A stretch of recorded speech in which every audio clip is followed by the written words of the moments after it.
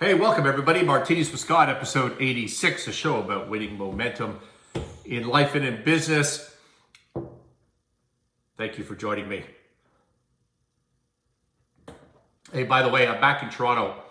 I don't have a studio here at this house, and I also don't have any martinis, so I'm drinking a little mezcal, a little tequila-like substance midway through the day. Never hurt anybody.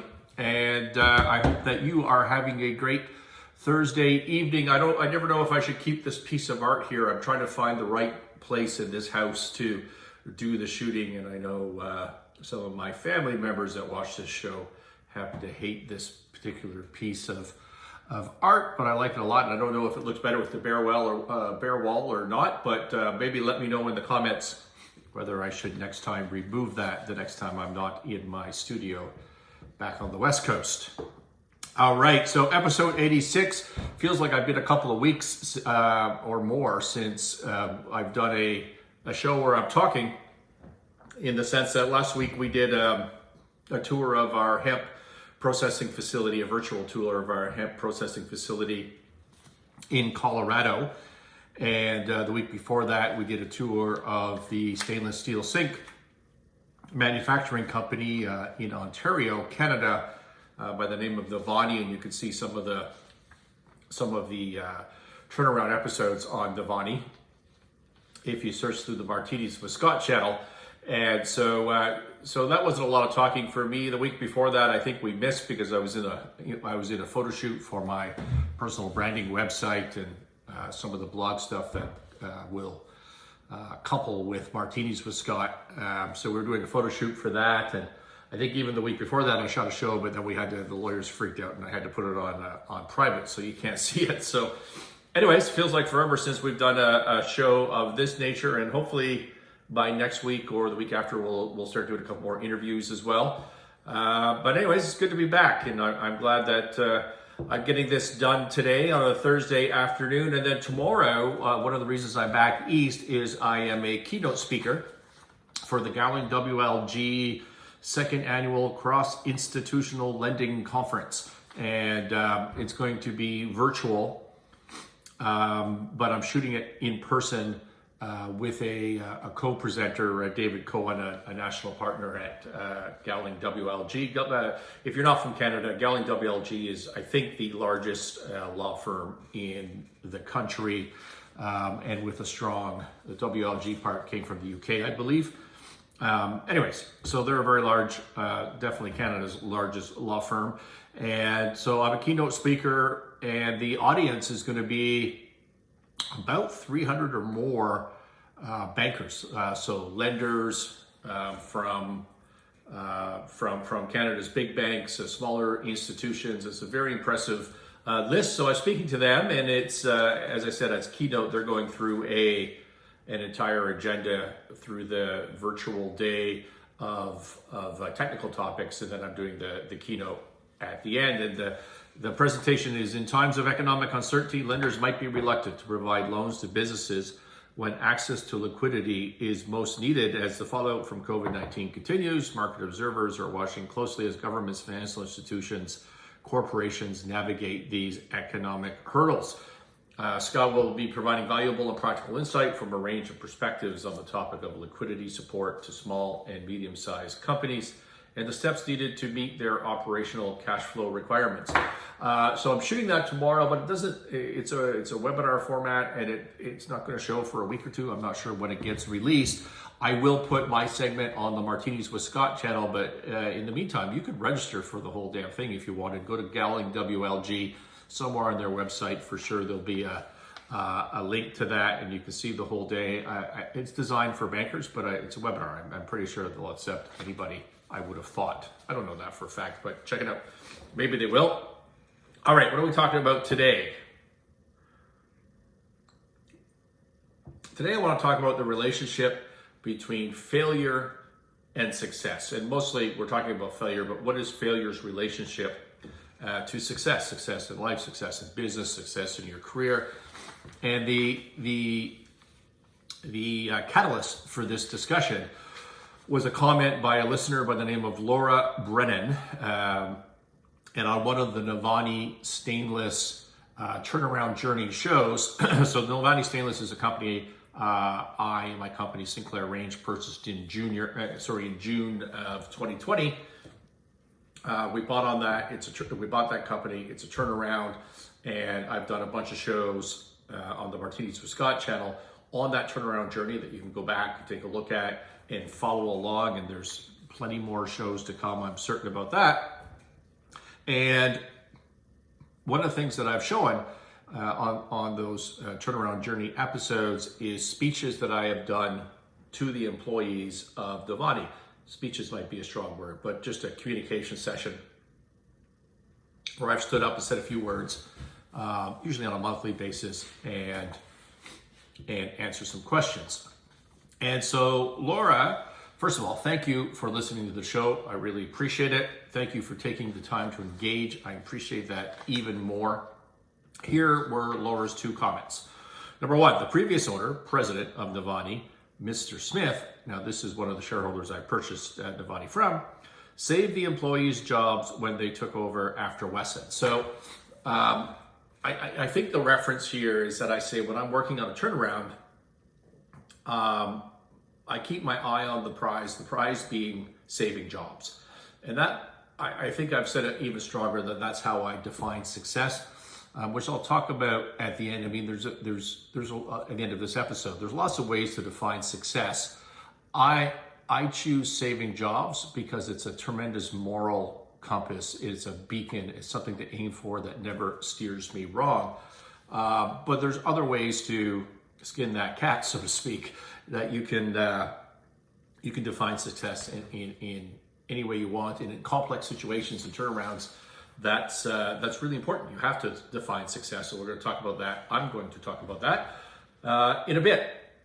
But Mr. Smith saved employees' jobs when he took over from Wesson. So I think this was a spin out from a larger corporation in the U.S. And that's long before I came along. I have no idea. I'm just going to assume that to be true. Mr. Smith, I know a little bit, and good guy, near as I can tell. And I'm certain if this was Miss Brennan's representation, I'm certain I can go along with that. So let's say Mr. Smith did save a bunch of jobs, and that's great.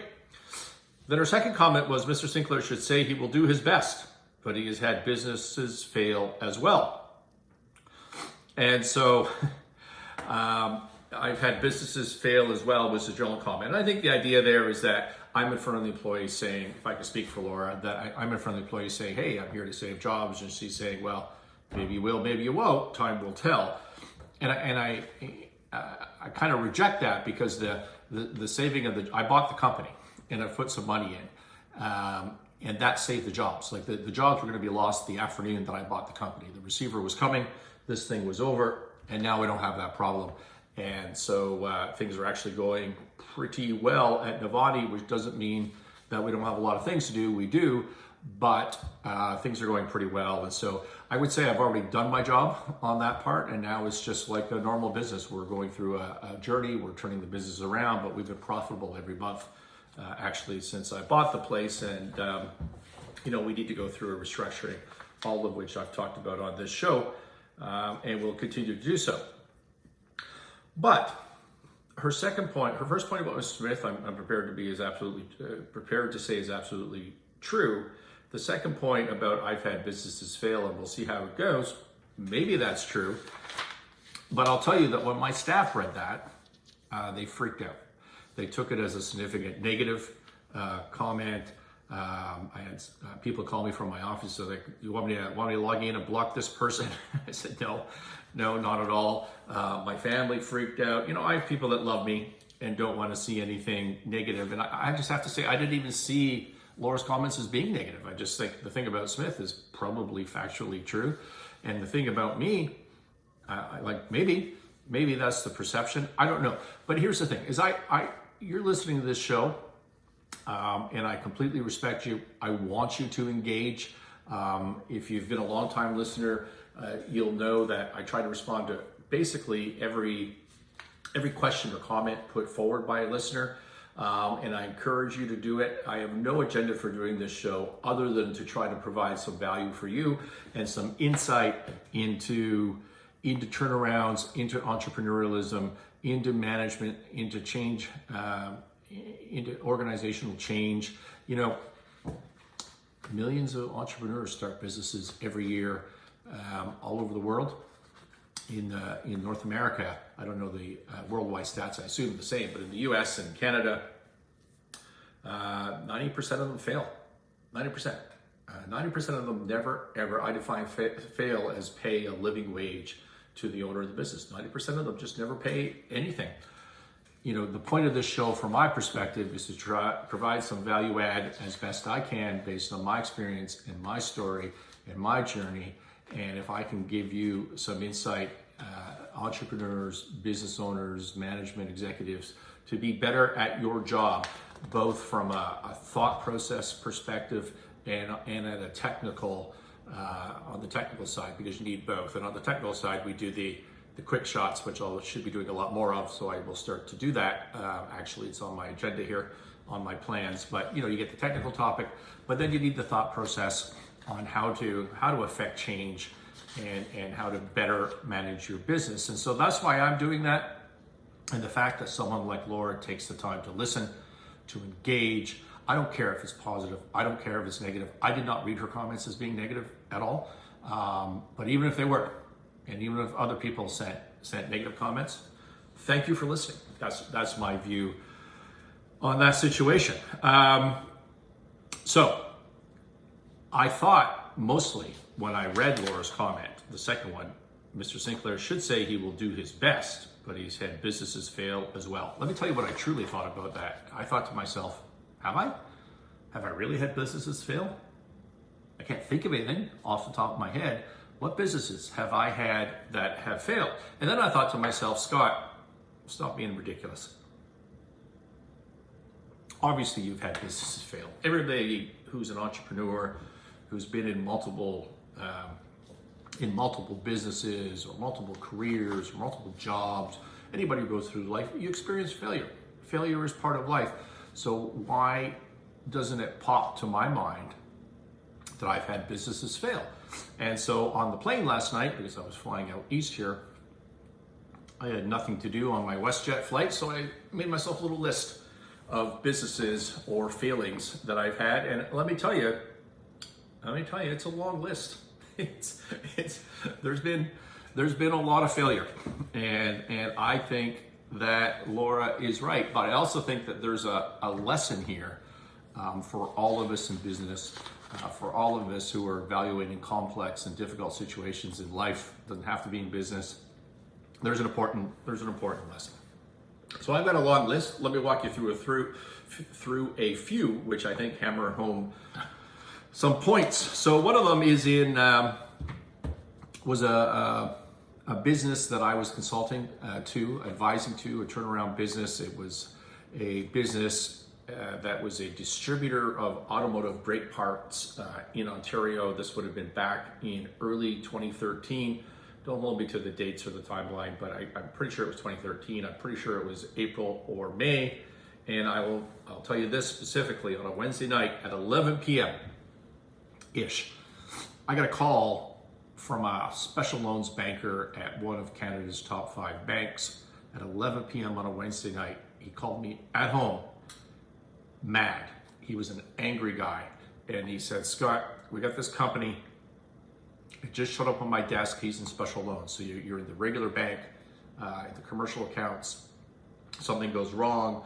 They need to refer this to the technical people that deal with trouble stuff. And so it shifts over to this fellow's desk. He says, I just got this today. He says, it's an asset-based loan, which we'll talk about asset-based loans, or we have on other shows, and I'll do it again. It's not really important to the story, but it's an asset-based loan. And he says, my bank has never in the history of asset-based lending lost $1. And we're gonna lose on this one. We're gonna lose. So the loan size was $13 million at the time. And he says, I've got a report from the accountants, and we're gonna recover about $5 million. And I will be the first person in the bank's history to have lost money on this size of loan, on this type of loan. And I don't know if that's true or not, by the way, but that's what he was freaked out about. And he said, this all started with $1.3 million fraud. So what they did was the company created a fictitious invoice, so that creates a receivable, and now they can borrow money from the bank based on that receivable, which, by the way, in an asset-based loan is about the stupidest fraud that you could possibly do, because your best case scenario is 90 days from now, that receivable drops off the borrowing base and you can't borrow against it anymore. And for the rest of your life, you have to explain to the bank why you never collected that one big receivable. It's just ridiculous. But that's what they did. They were caught pretty quick, sent over special loans. The company came to the bank and said, oh, no, we got a really bad accountant. Turns out he's a bad guy, and he did this. It wasn't us. It was a Chinese couple that owned this business, by the way. That becomes relevant later to the story. It's the only reason I'm bringing up the race behind the people who ran this company. They said, well, we got a bad accountant. We want to put in more money in equity to make this up to you, Mr. Bank, and we just need some time to get that money sent over from China. The banker wants the money, right? The guy who owns the company said, well, we'll put in $2 million, I think it was. The banker's looking at his accountant sheet and he's saying, yeah, there was $1.3 million fraud, but then when I go back to the appraisers and say, what's this inventory really worth? What's this worth? What's that worth? Well, the appraiser knows there's fraud, so they start reducing the appraisal values, the theoretical appraisal values, and they come back and say to the bank, hey, we're only going to collect, $5 million. I kind of made up that number, but it was a pretty big hit from 13.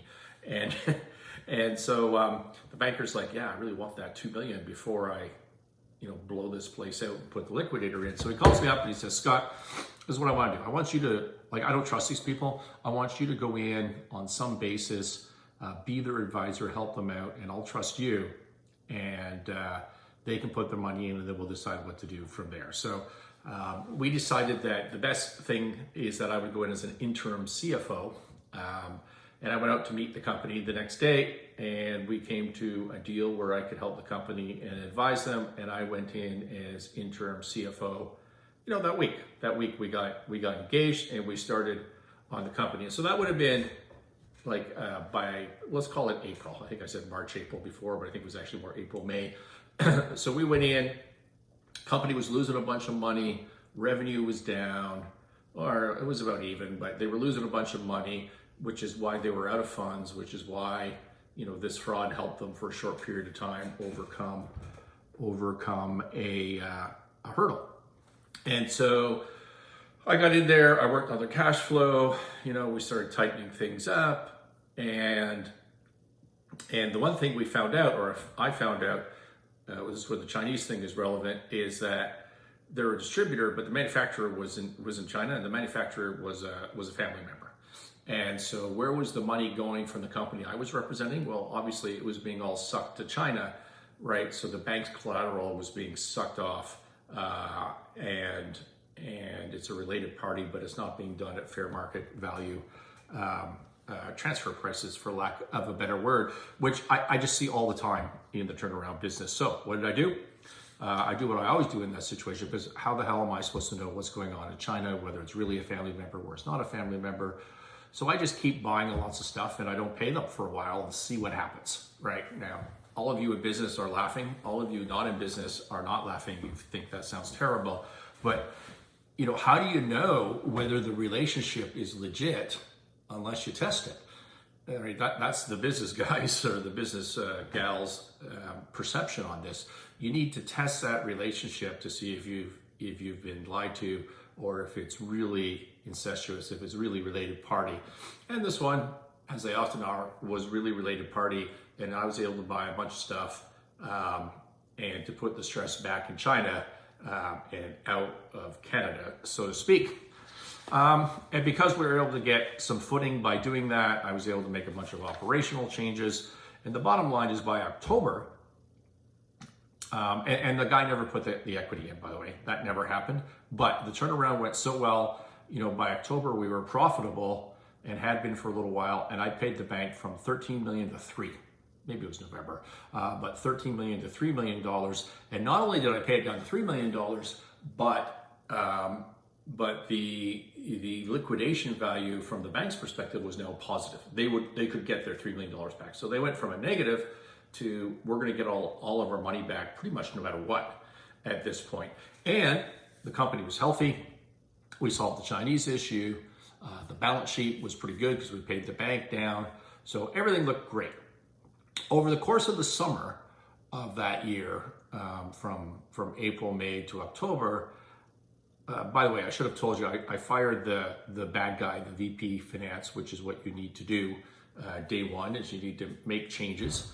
And then I found a few more frauds throughout the summer, small stuff, but there was just a systemic culture of dishonesty within this organization. And so each time I ring-fenced it, each time I made the changes that I thought were appropriate, and we said to the bank that had introduced us in the first place, I said, look, I found another one, here we go. And every time I found a fraud, I was a hero, right? Oh my God, I'm so happy that Scott's in there looking after us, turning this business around and finding all this stuff that would have got through if he was not there. So went to a new bank, financial institution, not a bank. And I said, okay, we're gonna take the old bank out. We're down to $3 million right now, but I want about a $10 million facility because we're starting to grow our revenue and everything's looking awesome. We got lots of receivables, we got lots of inventory, and we're on a good trajectory. So we did the investment banking. I wrote the SIM, which is a confidential information memorandum. We built the model. We went and we got credit approval and we got through due diligence.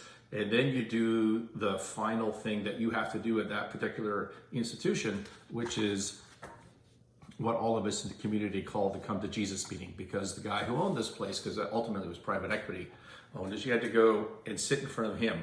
I don't mean me, I mean the client. And he asked you some pretty tough questions, like, why the hell do you want my money? And what are you gonna do with it? And why should I trust you? Right? And in those words, like he's more blunt than that. And so it's always a difficult meeting because he makes it difficult on purpose. And this is no longer the case, by the way, but back in the day, that's what it was. And I would always go with my client to these meetings, which sometimes intermediaries did, sometimes they didn't. But I have, and I think had, and I think still have really a great relationship with this guy. And in this particular case, my client was Chinese. He didn't speak English very well. So these sorts of questions it just wouldn't have worked. So I went to this meeting and the banker guy asked my client, why do you want my money? And my guy kind of froze and he said, Scott, what's the real story? I told him the story. We had the frauds, we did the turnaround. Here we are, everything's great. And on the right track, it's a good deal. And the banker guy thought for a minute, said, okay. He says, I'm gonna do your deal, but this guy, Scott, needs to stay on as CFO for the next year that we're gonna be in on this thing, because they were sort of a bridge lender. To which my client said, great, we like Scott a lot and we'd want him to stay anyways. And I said, yeah, okay. So I agreed to stay on. So now we're gonna close next week, finishing up some of the legals. The night before closing, I find another fraud. And this time, I catch my guy red-handed. He literally rifled out about 20 grand of brake parts for his brother-in-law out the back door and fictitiously created shipping documents which were being monitored to cover up the trail. And I caught it, and it was like the night before closing.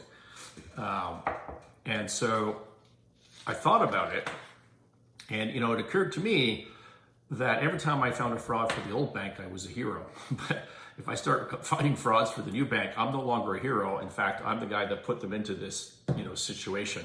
And so what do I do if I disclose it to the new bank? The company's going to sue me, right? If I don't disclose it to the new bank, then I don't think I've done the right thing. Maybe the new bank sues me. They probably wouldn't sue me because I had a decent relationship with them, but this would have ended that decent relationship. It was a situation that for me sucked, to say the least. And so I thought about it all night. And then I got up early in the morning and I wrote a resignation letter.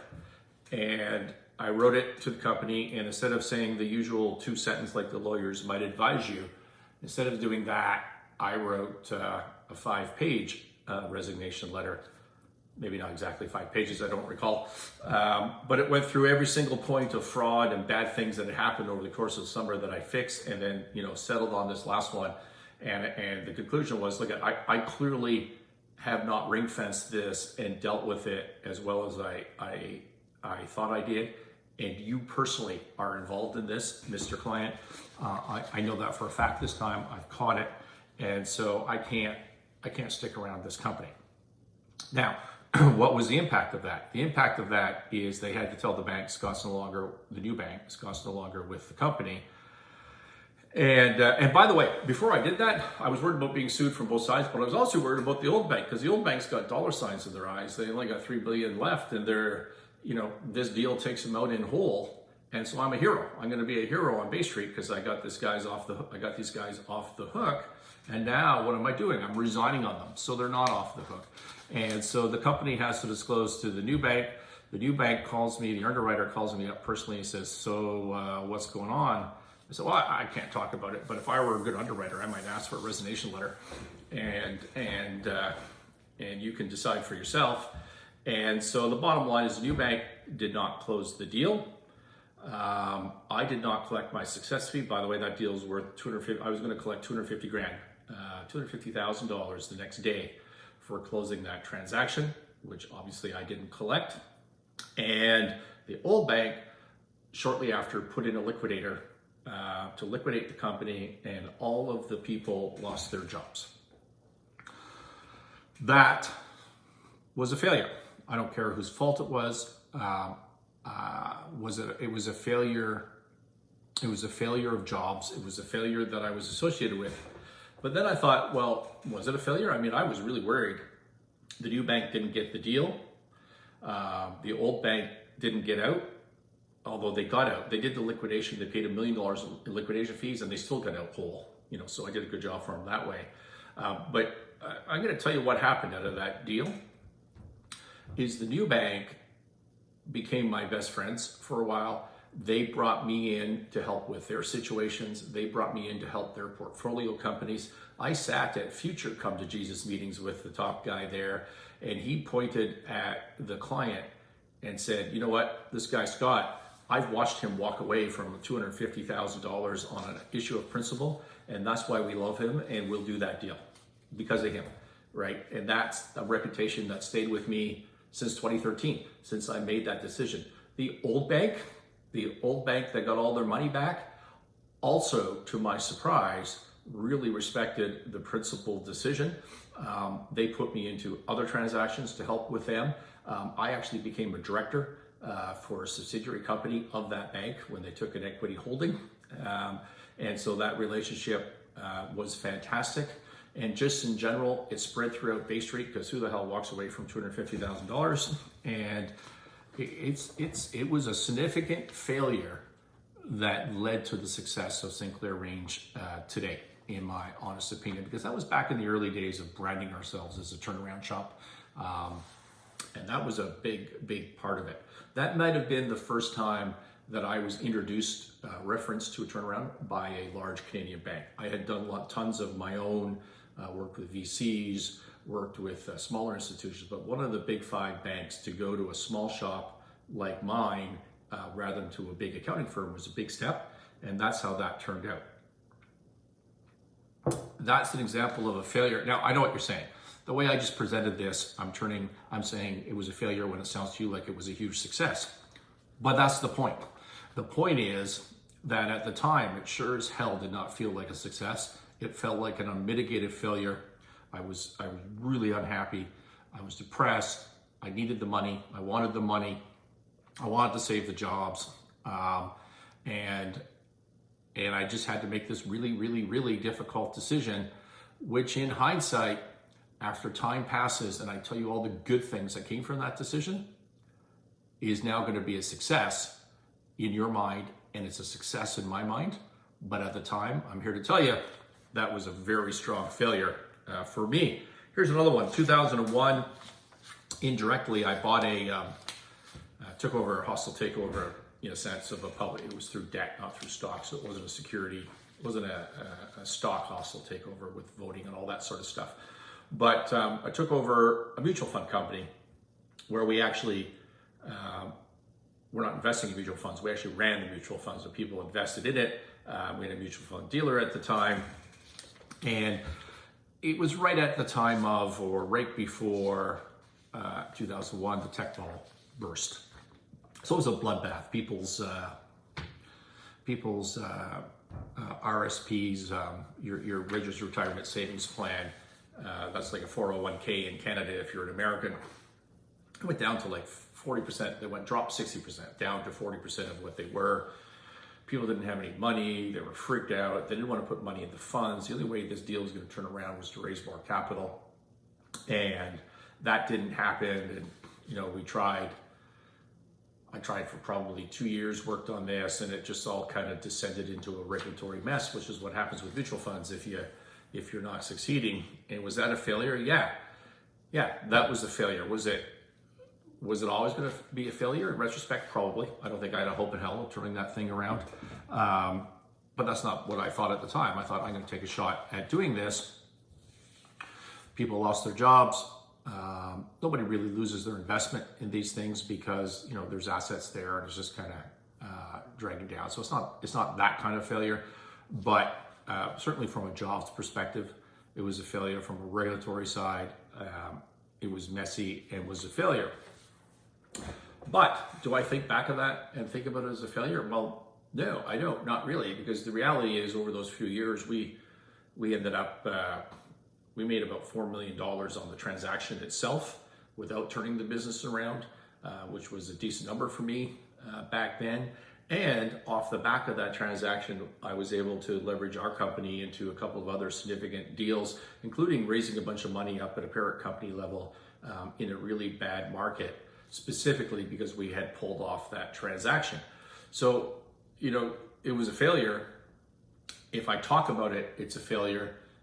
If I think about it today, it's a failure. If I tell you why there was good things that came out of it, unlike the auto parts company, you're not going to say to yourself, hey, automatically, well, that wasn't a failure, that was a success. This was a failure.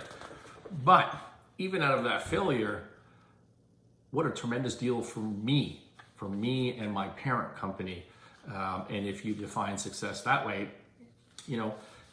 it really helped me grow as a professional, brought me into an industry I didn't understand. We made a bunch of money.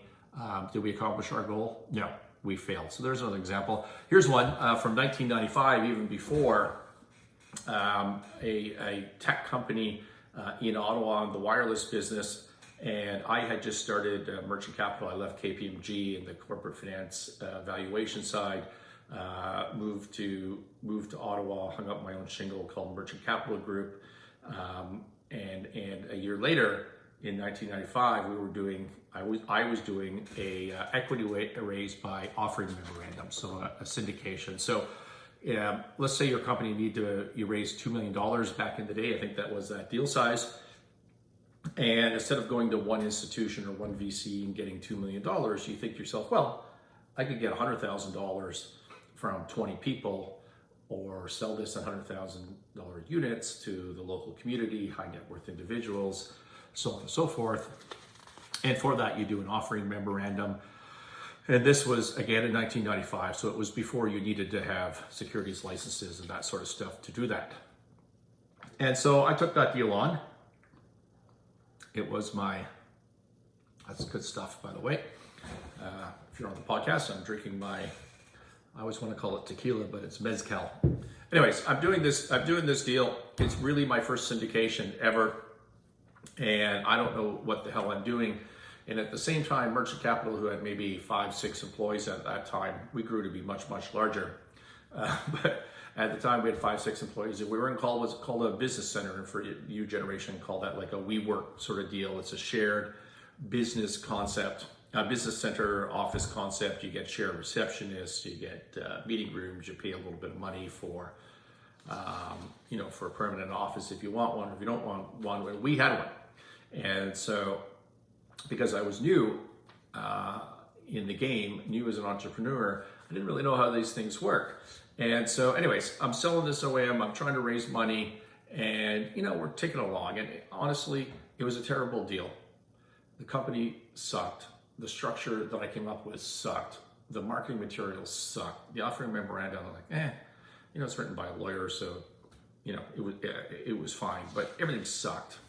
And so tomorrow, the next day, we're supposed to, it's not closing, but it's when I'm supposed to start getting the subscription agreements in. People are supposed to start writing checks and saying yes or no. Get up in the morning, tomorrow morning, I'm super excited. I rush to the office, the doors are locked. So what do you mean the doors are locked? Well, turns out all of us in this business center, let's say there was 50 businesses, I don't know, but let's say that, we all have been paying our rent, but it turns out the people we're paying our rent to weren't paying their rent to the people that own the building. So what that happens, when you run a business center, you're a tenant, you have a landlord, you're a tenant, and then your business as a tenant is to divide up that space into a bunch of little offices and to resell it in effect, like a sublease, although it's not technically a lease, but it's like a sublease. And so we're paying, but they're not paying, and we got locked out. So then I was like freaking out. I can't get into the office. We're supposed to close this deal. I was like, well, we're gonna go work by phone, except you know what? Phones are cut off. Why are the phones cut off? I'm paying my phone bill. Well, it turns out that's where I learned about a thing called a DID line, which is basically, it's one big trunk coming from Bell Canada into this business center, and then it's like extensions. You don't even have a business line. You don't have, what you have a phone number, but you don't have you've basically got an extension on their DID line. I think it was DID. Anyways, so phones are cut off, locked out of the building. We're out of business. We're out of business for like a month until this stuff sorts itself out. I was able to buy my phone number from Bell Canada for $2,500. I had to save up for that at the time. It was not good. Did we fail on that offering? Yep. Yeah, definitely failed on that offering. Any mitigating circumstances? No, not really. I learned a lot. I know what a DID line is. That's helpful. By the way, though, I did sell this company. I continued to advise them and sold them a couple of years later for millions of dollars to a public company in an M&A transaction. Not that the principal got millions out, because I think he held on to the stock too long, but that wasn't my issue. But I stuck with it and failed on the deal. Didn't fail the client at the end of the day. So those are 3 examples of my failures. So Laura, you're right. I've got a long list. Turns out I could do 1,000 shows about my failures. Turns out I've had a lot of them. Yet I have lived a pretty blessed life so far. I've been in the 1%. People talk about the 1%, which, by the way, don't talk about the 1%. Talk about the 0.01%, but the 1% is a whole different. The income inequality doesn't come from the 1%. It comes from the 0.01%. But an interesting stat about the 1% when we talk about that is that the average tenure within that 1% is really short. It's like a year and a half. So you've always got 1%. They always make a lot more money than the rest of the 99%. But what they don't tell you is that the people in the 1% are turning over all the time, right? So I forget if it's a year or a year and a half, but it's definitely less than 2 years. So if you're in the 1%, on average, you're there for less than 2 years, slightly over a year, more than likely. Yet I've been there for about 30 years, okay? Since I was in like my mid to late 20s, I've been in that category with all of these failures. How is that possible? How can I have all of these failures, yet still have this measurable success, if you call income and wealth success? And that's not necessarily the way you want to define success for yourself or even for me, but the fact of the matter is, if you want to look at that as a measure of success, I've been there a long time, yet I've had all of these crazy failures. So what does that tell us? What is the relationship between failure and success? What are your thoughts on failure? Do you fear failure? As an entrepreneur, do you fear the idea of failing, and does that hold you back? Here's some things that I think you ought to think about. Cheers again, by the way.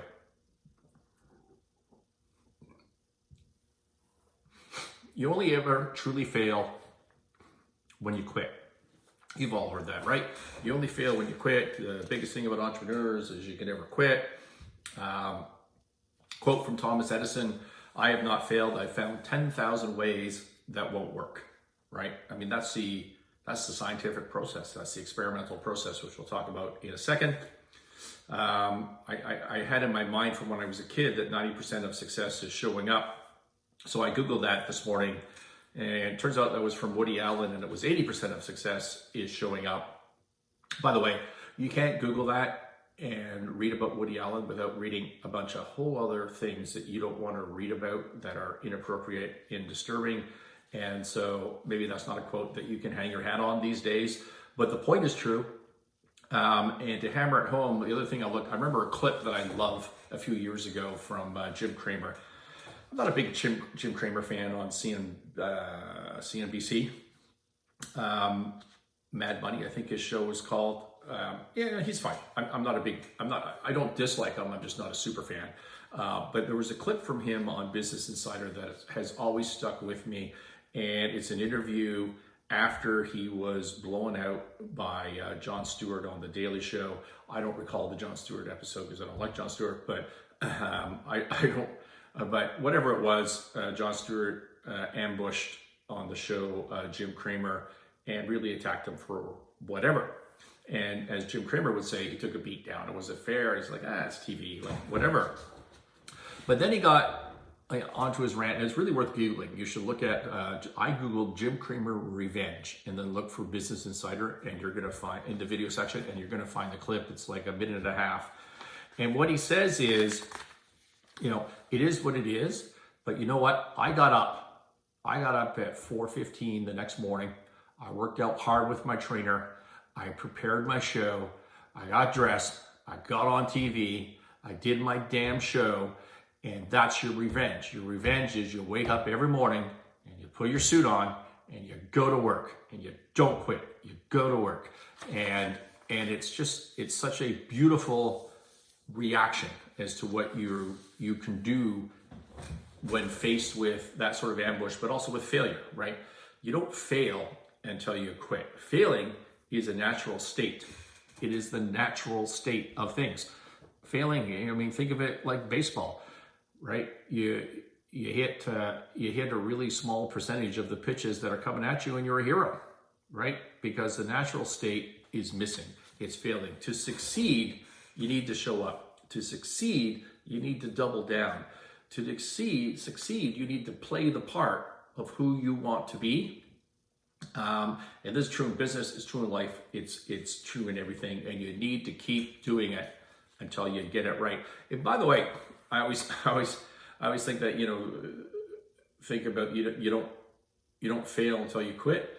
And then you've got the other saying, which seems to go the opposite direction, which is that the definition of insanity is doing the same thing over and over again and expecting a different result. And I always think, well, here it's saying don't quit, and here it's saying stop, it's saying quit. And what I would urge you to consider is that you don't quit. You don't quit ever, but you adapt and you change and you learn from your failure. That's really important. You can't just do the same thing over and over. You see this in troubled companies all the time. You can't just do the same thing over and over and over again in your life and expect that things are going to be different. They're not. So keep aiming for the goal, get up every day and work for the goal, work in the direction that you want to go, but try different things.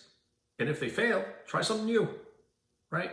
So that's how you bridge those two sayings, which I think confuses a lot of people. So that's one. Failure is quitting. Number two is really about attitude. You need to embrace failure. You need to really embrace it, that the only way to fail really is not to try. So if you fail, by definition, it means that you're trying. If you're an entrepreneur and you should be proud of failing, that's my point, and you should learn from failing. If you're an entrepreneur or a business owner, and you at some point in your life haven't become, hopefully in your 30s as opposed to your 40s or 50s, if you haven't become destitute or bankrupt at some point, you're just not trying. Are you really an entrepreneur? Right? You just need to put yourself out there. If you haven't failed in life repeatedly, are you really being innovative? Are you really trying to push yourself towards a goal? Or are you being too safe? And if you're being too safe, will you ever succeed? Will you get what you're looking for out of life? by playing it safe? I mean, I think we all know the answer to that is no. Look at Martinis with Scott. I started the show that we're on right now. I started the show because I was interested in the medium. I was interested in podcasts. I wanted to learn. It was an evolution of my how I can provide value from blog posts into a video format. Has this been a success? I don't think so, right? We don't have that much in viewership. It's been a year and a bit, a year and maybe a half. We don't have that much viewership yet. I'm still learning every day. We're making big mistakes. The sound sucks, the video sucks, the live feed doesn't work, this, that, the other thing. But it's getting better, and it continues to evolve. There's a continuous improvement element to it. And as long as I still am having fun and I'm still working towards a goal, there's a mission here to provide value deep inside me, then in my mind, it's not a failure. You could look at my viewing stats and say, this show is shit. Like, no one's watching this show. Maybe it is shit. I don't know. But some people seem to like it. It adds some value. And so for me, I embrace the failure. Like, the learning curve has been incredible. And now I'm not going to have those same problems. People come to me now to ask what I've learned about doing video shows and doing podcasts. And I'm just an infant in this, but I'm not a baby. Like, I'm growing. I'm growing. And that's embracing failure and not being stressed about or embarrassed by the stumbles along the way. My third point is very similar, is that failure is the path to success.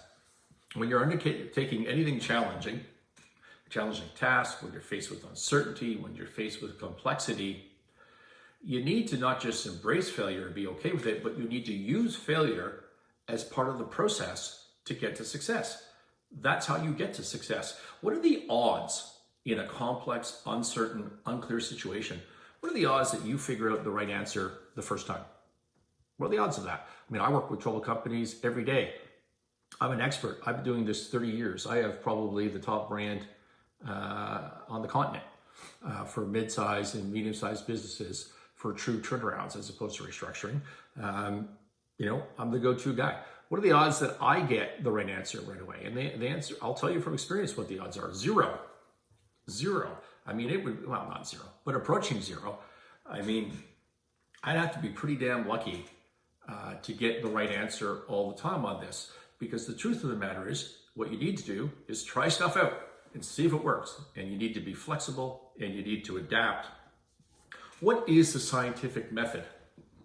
In reality, we're talking about complex, uncertain situations. The scientific method, which is, our gold standard, so to speak, for how we figure things out that are fact. If you're on the podcast, I just did air quotes around my fact, but what we would call fact. The scientific method is making a hypothesis and testing it, right? And then if it doesn't work, come up with a different hypothesis and test that. It's going through an iterative process of failure. Oh, look at that, a little bit of success, right? It's back to the Edison, I just found 10,000 ways that don't work, right? That's what the scientific process out is. Failure is the journey to succeeding. In business, a derivation of that would be A/B testing. What is A/B testing? It's like, let's try some of this, let's try some of that, and see which one does better. If you're going to run ads, right? Do you blow the budget of $1 million or $100,000 for a small business and run one ad, and do you see if it works? Or do you do little tests, right? Do you do this ad and this ad maybe goes in the local newspaper, this ad goes on Facebook. You see how much you spend, you see what your customer acquisition cost is, you track it, and you say, wow, this one's really better than that one. Let's spend more money on this one. Let's stop spending money on that one. In fact, let's replace that one with a different one. So now we're into competition number 2. Now we got the winner from round 1 versus a new contender, spend some money on each, see which one does better. And you just do that all the time. Social media, and the clicks and the clickbait and the stuff that they put on through you, what exactly is that? People talk about the algorithm, they talk about the artificial intelligence. What is it? What it is an infinite in the sense that I can't figure out how many, but a lot of A/B testing, like right now, done by big computers, seeing what works and what doesn't work, and just constantly amending what goes in front of you, and what causes you to be more engaged on that platform, to invite new users to that platform, and to spend money to buy product to support the advertising. It's all A/B testing. It's embracing failures and losers to find what is a winner and success. Okay, and that's what I do in turnarounds. Turnarounds is an art. It's an art. You don't know the answer. I don't know the answer. So you start trying things. You try to do it without causing a bunch of damage. You try to limit your downside, but you need to take a risk. You need to try things out, and you need to not be ashamed by the fact that some things didn't work. You need to embrace the fact that some things didn't work, because that is, in fact, the journey to success. And lastly, it's not lastly, I got 2 more points. So point number 4 is that, every business, every situation, every complex situation in your life has multiple stakeholders and observers. In a business, right, you've got the shareholders, you've got employees, you've got the executives, you've got the board of directors, you've got your bank, you've got your sub-debt equity holders, like what customers, suppliers, and all of them have a different definition of success that is relevant to their personal situation. So I can walk around and I can say, my definition of success is jobs. Why do I pick jobs? Why isn't my definition of success me making money? That would be a good definition of success, right? Well, the answer is because saving jobs, when you're in a turnaround situation, by definition, you have limited resources, right? And so you can't pay everybody all the time. You can't invest in things that you want to be investing in. You have to make hard decisions. And how do you make those difficult decisions in terms of prioritizing one stakeholder over another stakeholder? And what I've learned over the years is if I focus on saving jobs as a moral beacon, as a moral guideline, I rarely make the wrong decision in terms of where to prioritize things. That's why I focus on jobs. Also, it's great to save jobs. It's a great calling. It's a great mission. I'm all over that. Do I like it better than me making a bunch of money? Maybe I do, but maybe I don't. I'm not trying to be altruistic here. What I'm saying is it helps me make the right moral decision, which is really important and really difficult in the situations that I throw myself into. Think about it like your favorite sports team. I'm sitting here in Toronto today. We could talk about the Maple Leafs or the Raptors. Let's talk about the Raptors. Or the Leafs. Did your championship team? Did your team fail to win the championship this year? And if so, is that a failure? Right? Is that a failure? And as a fan, maybe it's a failure. What about as an organization? How are the gate receipts this year? What was the regular season record? How are those draft picks looking for next year? Based on, if you come last and you end up with 2 superstars that you otherwise weren't going to get, is that a failed season? Or is that a successful season? Has your team matured? Have they bonded?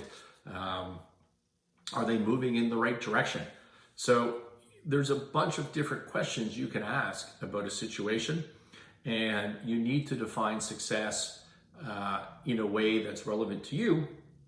And then what you need to do is not get hung up on that definition of success, and because things change rapidly all the time in turnaround and in business, so you need to not get hung up on your definition of success, and you need to realize somebody else's definition of success may be entirely different from yours. So it's no wonder, in retrospect, to me, that somebody like Laura, who is a listener of the show, it's no wonder that she might look at my career and say, wow, Scott's had some failed businesses.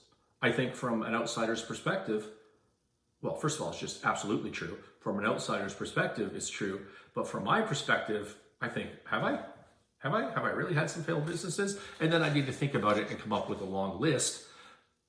When you step into a complex situation, have a realistic definition of what success is, because it's not immediately obvious. It is not immediately obvious in most situations. There's a reason, lastly, I just want to say there's a reason that this show, Martinis with Scott, is called, I always say at the beginning, it's a show about winning momentum in life and in business. Well, what the hell does that mean, winning momentum? This is the downside of failure. And you see it all the time, you can see it with people and you can see it with businesses. And they get so beat up. I was listening to a podcast on my way here yesterday. It made me laugh. The guy was talking about beaten dog syndrome. So basically you're just scared of everything. And it's like, wow, that really applies to situations that I've seen. And people just, they get dark. They've had too much failure. They wake up in the morning. They expect to fail. They expect to lose. They go to the corner. They keep their head down. They try to do their job and stay quiet and not participate as a team. And you've just got this whole culture of a dark cloud within the organization or just within yourself, right? And you know people like that in your life. I know people like that in my life. I see them turn around businesses all the time. What fixes that? And so there's a downside to failure, right? And it's about your attitude. If you can embrace failure as the journey to success, then you're like, yeah, that didn't work. That gives me a great idea though, and I'm excited about this great idea. Damn, that didn't work. But I've really narrowed down this issue and I feel like I'm gonna get there shortly. And every day you wake up and you work hard with a positive attitude. But if you can't do that, you end up being beaten up, scared, and you don't recognize failure as being a positive thing.